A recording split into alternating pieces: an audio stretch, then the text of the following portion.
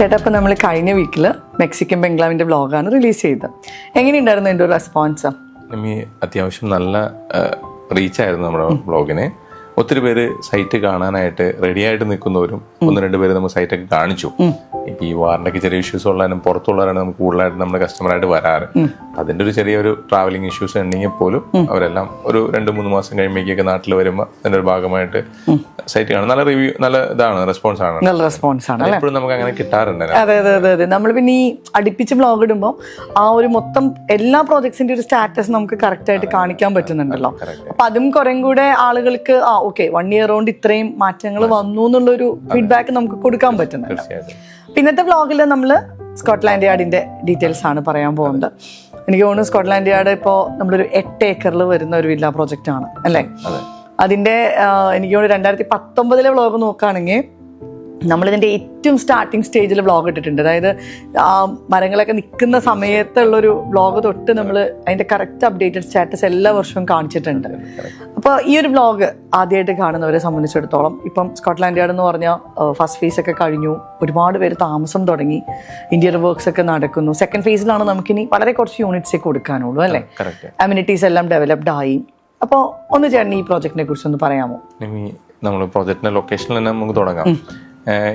ഇതിന്റെ ലൊക്കേഷൻ വരുന്നത് കാക്കനാട് കളക്ടറേറ്റിന്റെ അവിടെ നിന്ന് നമ്മൾ പള്ളിക്കരയ്ക്ക് പോകുമ്പോൾ ഫസ്റ്റ് വണ്ടർല എത്തും.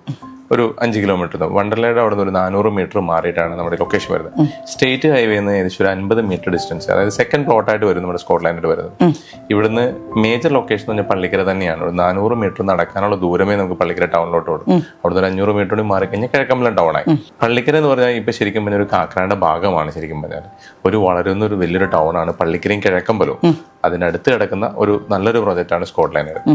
സ്കോട്ട്ലാൻഡ് യാർഡ് നമ്മളൊരു 8 ഏക്കറിലാണ് നമ്മൾ ഈ പ്രോജക്റ്റ് ഡിസൈൻ ചെയ്തിരിക്കുന്നത്. ഒരു യൂറോപ്യൻ കൺസെപ്റ്റിൽ ഒരു റിസോർട്ട് എങ്ങനെയായിരിക്കും അതുപോലെയാണ് നമ്മൾ ഈ പ്രോജക്റ്റ് കൊണ്ടുവന്നിരിക്കുന്നത്. ഇതിൻ്റെ ഒരു ലൊക്കേഷൻ അഡ്വാൻറ്റേജിലോട്ട് നമ്മൾ കുറച്ചുകൂടി ഒന്ന് പറയുകയാണെങ്കിൽ നമ്മുടെ info park face 1, info park face 2, അതുപോലെ സ്മാർട്ട് സിറ്റി, ഇൻഫോ പാർക്ക് ഇപ്പോൾ ഫേസ് 3 വരുന്നത്. ഇതിന്റെ ജസ്റ്റ് ഡയഗണലി ഓപ്പോസിറ്റ് ആയിട്ട് വരുന്ന ഒരു ഏരിയയിലാണ് 300 ഏക്കറോളം ലാൻഡ് നമ്മൾ ഇൻഫോ പാർക്ക് ഫേസ് 3 അനൗൺസ് ചെയ്തിരിക്കുന്നത്. അപ്പൊ ആ ഏരിയ എല്ലാം വളരെയധികം ഗ്രോത്ത് ഉള്ള ഏരിയ. നമ്മൾ അന്ന് തുടങ്ങുന്ന ആ ഒരു സ്റ്റേജിൽ നിന്നും എത്രയോ ഏരിയ ആ ഏരിയ ആയിട്ട് ഭയങ്കരമായിട്ട് ഡെവലപ്ഡ് ആയി. പിന്നെ ഇതിന്റെ ഒരു അഡ്വാൻറ്റേജ് ഞാൻ പറഞ്ഞത് വളരെ ഷോർട്ടസ്റ്റ് ആണ് ദൂരമുള്ളൂ നമുക്ക് ഈ പള്ളിക്കരയിലോട്ടും കിഴക്കമ്പലത്തോട്ടും ഒരു ടൗണിലോട്ട് എത്താനുള്ള ദൂരം.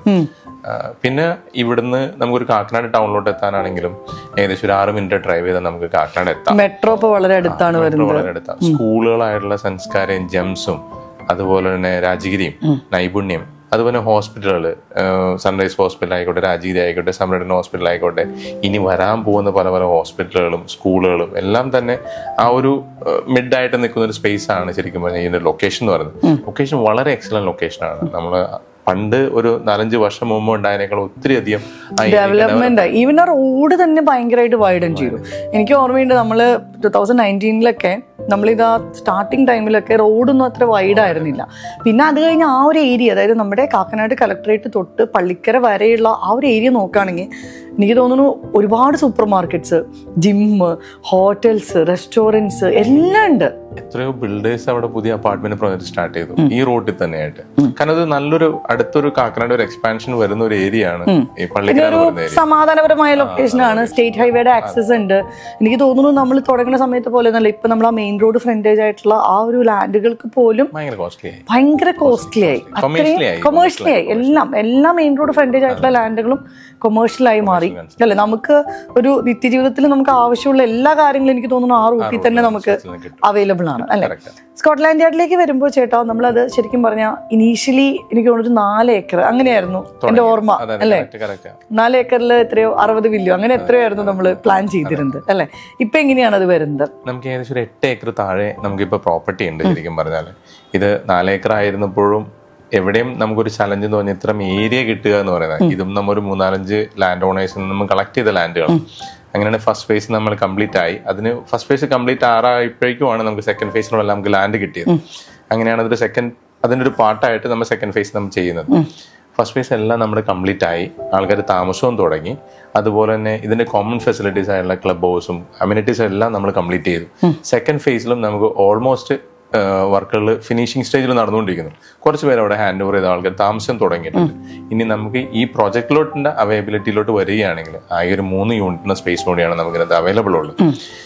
ഇന്നിപ്പോൾ ആ പ്രോജക്റ്റ് വന്ന് കാണുന്നവരെ സംബന്ധിച്ച് അത് റിയലി വലിയൊരു അസറ്റാണ്, നല്ലൊരു അറിവുമാണ്, നല്ലൊരു ആ പ്രോജക്റ്റ് അതേമാതിരി ഭംഗിയായിട്ട് ഫിനിഷ് ചെയ്തിട്ടുള്ള ഒരു പ്രോജക്റ്റാണ്. നമ്മൾ ഈ പ്രോജക്റ്റിലോട്ട് പോകുമ്പോൾ ശരിക്കും പറഞ്ഞാൽ ഇതൊരു ഞാൻ പറഞ്ഞല്ലോ 8 ഏക്കർ പ്രോപ്പർട്ടിയിൽ നമ്മളൊരു 54 വീടാണ് ഇപ്പൊ നമ്മളവിടെ വരുന്നത് നെറ്റിയതായിട്ട്. അത്ര യൂണിറ്റ്സ് ഉള്ളൂ. ആദ്യം നമ്മൾ തുടങ്ങുമ്പോൾ 75 വീടൊക്കെ ആയിരുന്നു നമ്മൾ പ്ലാൻ ചെയ്തത്.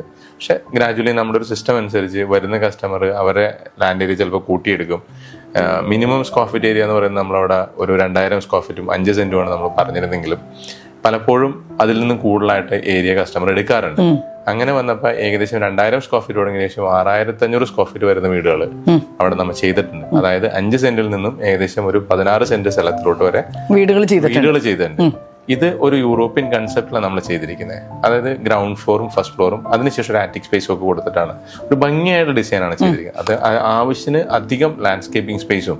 അപ്പൊ നമുക്ക് ഒരിക്കലും ഒരു വീട് ഒരു ക്രാംപ്ഡ് ആയിട്ട് ഫീൽ നമുക്ക് അവിടെ ഉണ്ടാവില്ല. പിന്നെ ഒരു തട്ടായിട്ട് ഈ പ്രോപ്പർട്ടി, കാരണം ഒരു കുന്നിന് മുകളിലോട്ട് കയറി പോകുന്ന ഒരു ഫീലാണ്.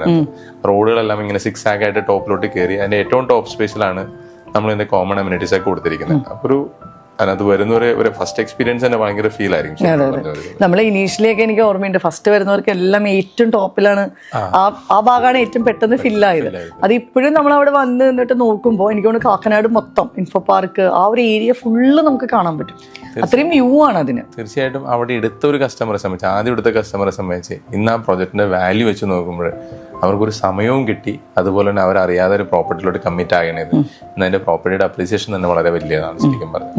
അങ്ങനത്തെ ഒരു പ്രോപ്പർട്ടി ഇനി നമ്മൾ ചെയ്യാൻ നോക്കുമ്പോൾ അത്ര വലിയൊരു ലാൻഡ് കിട്ടണം, അത്ര റോഡിന്റെ ആക്സസ് വേണം, ഇത്ര ടൗണോട്ട് നമുക്ക് ഒരിക്കലും ഒരു പ്രോപ്പർട്ടി ആയിട്ട് കൊണ്ടുവരാൻ വളരെ ബുദ്ധിമുട്ടാണ്, വയബിൾ അല്ല അല്ലേ. പ്രത്യേകിച്ച് എനിക്ക് തോന്നുന്നു ഈ പറഞ്ഞ കാക്കനാട് പള്ളിക്കര റൂട്ടിലൊന്നും നമുക്ക് ലാൻഡ് അവൈലബിലിറ്റി ഭയങ്കരമായിട്ട് കുറവ്. ചെറിയ പ്ലോട്ട് ഉണ്ടെങ്കിൽ പോലും നമുക്ക് അപ്പാർട്ട്മെന്റ് ചെയ്യാം. ഇപ്പോൾ അവിടെ ആ ഒരു സ്ഥലത്താണ് നമ്മളിത് 8 ഏക്കർ എന്ന് പറഞ്ഞാൽ 54 വീട് എന്ന് പറഞ്ഞാൽ ഒരിക്കലും അതൊരു കെമിസ്ട്രി ബിൽഡർക്ക് വയബിൾ ആയിട്ടുള്ള ഒരു സംഭവം, നല്ല പ്രോപ്പർട്ടി അത്. ഈ ഇനിയും ഉള്ള യൂണിറ്റ്സുകൾ നമുക്ക് അവിടെ പ്രസന്റ്ലി അവൈലബിൾ ആയ യൂണിറ്റ്സ് എന്ന് പറയുമ്പോൾ ഏകദേശം ഒരു 6 സെന്റ് 6.5 സെന്റ് വരുന്ന അങ്ങനെ ഒരു 3 യൂണിറ്റ്സുകളാണ് നമുക്ക് അവിടെ ഉള്ളത്.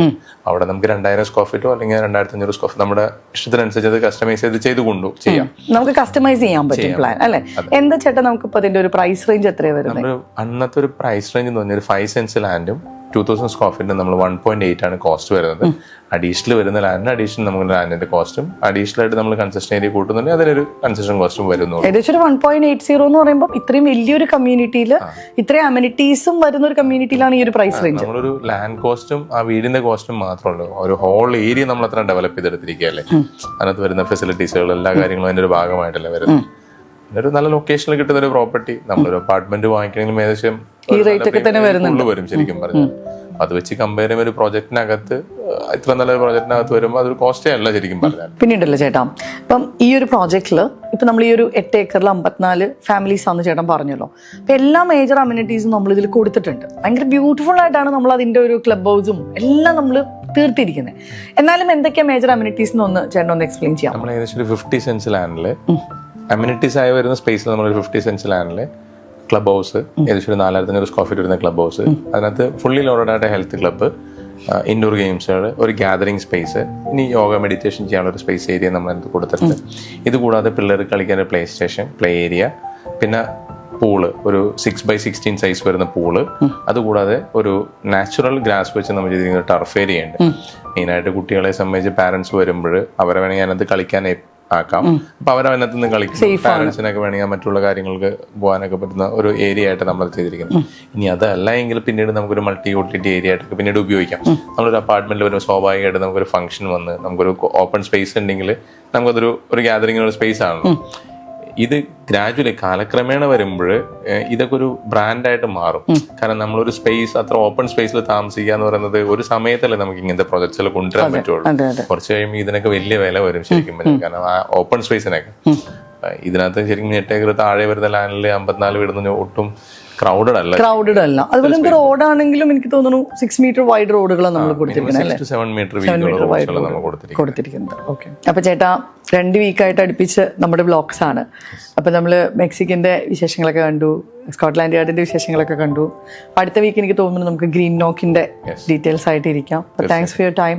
ഓരോ വർഷം നമ്മളിതിങ്ങനെ ഷൂട്ട് ചെയ്യുമ്പോഴും കുറേ മാറ്റങ്ങൾ നമുക്ക് പ്രോജക്ട്സിൽ കാണാൻ പറ്റുന്നുണ്ട്. ലാൻഡ്സ്കേപ്പിംഗ് ആണെങ്കിലും അമ്യൂണിറ്റി വൈസ് ആണെങ്കിലും ഇപ്പം നമ്മൾ ആദ്യം പറഞ്ഞതിനേക്കാളൊക്കെ ഒത്തിരി അമ്യൂണിറ്റീസും കാര്യങ്ങളൊക്കെ നമ്മൾ മിക്ക പ്രോജക്ട്സിലും കൊടുക്കാൻ നോക്കുന്നുണ്ട്. അപ്പോൾ അതങ്ങനെ ഫിനിഷായി വരുന്ന കാണുമ്പോൾ ഭയങ്കര സന്തോഷമുണ്ട്. ഒപ്പം കഴിഞ്ഞ വ്ളോഗിൽ ചേട്ടൻ പറഞ്ഞ പോലെ പുതിയ 2-3 പ്രോജക്ട്സ് ഈ വർഷം നമുക്ക് ലോഞ്ചിങ്ങിൽ നിൽക്കുന്നുണ്ട്. അപ്പോൾ എല്ലാം കൊണ്ടും നല്ല രീതിയിലുള്ളൊരു നല്ലൊരു വർഷം ആവട്ടെ എന്ന് ആശംസിക്കുന്നു. ഇപ്പം ലോകത്തൊക്കെ ഒരുപാട് പ്രശ്നങ്ങളുണ്ടെങ്കിലും അതെല്ലാം മാറി നല്ലൊരു വർഷവും എല്ലാവരും സമാധാനപരമായ ജീവിതമൊക്കെ നയിക്കാൻ പറ്റുന്നൊക്കെ വിശ്വസിച്ചുകൊണ്ട്. അതെ, തീർച്ചയായും പറഞ്ഞ കറക്റ്റാണ്. ഒത്തിരി പേർക്ക് നമ്മുടെ നാടിനോട് ഒരു സമയത്ത് നാട് വേണ്ട, മറ്റു സ്ഥലങ്ങൾ വേണമെന്ന് പറയുകയും ഇപ്പത് നാട്ടിലോട്ടുള്ള എനിക്കിപ്പോൾ വരുന്നൊരു കോളുകൾ പലപ്പോഴും പലർക്കൊക്കെ കുറച്ചുകൂടി നമ്മുടെ നാട്ടിലൊരു സ്ഥലം എന്ന് പറയുമ്പോൾ ഒരു സേഫായ ഒരു ഇടമായിട്ട് പലരും കാണുന്നത്.